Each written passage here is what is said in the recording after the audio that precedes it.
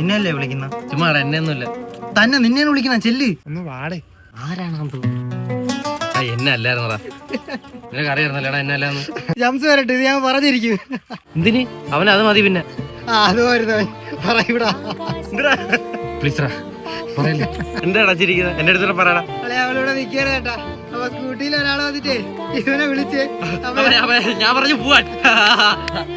അത്രേ ഉള്ളായിരുന്നു കോമഡി.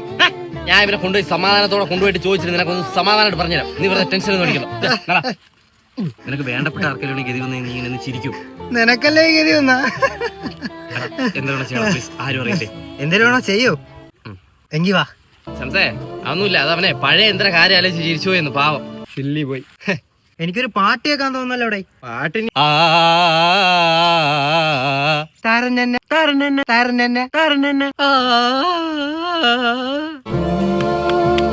എന്നൊരു കോമാളിയൊക്കെ എന്നെ കൊണ്ട് പറ്റൂല. ശംസേ പൂക്കാലം വന്നു പൂക്കാലം.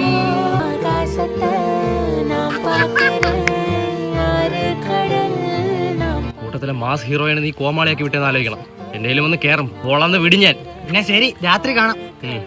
പിന്നെ താങ്ക്സ് പറയാത്തിന്. പറടാ ശംസേ. റാസ്കൽ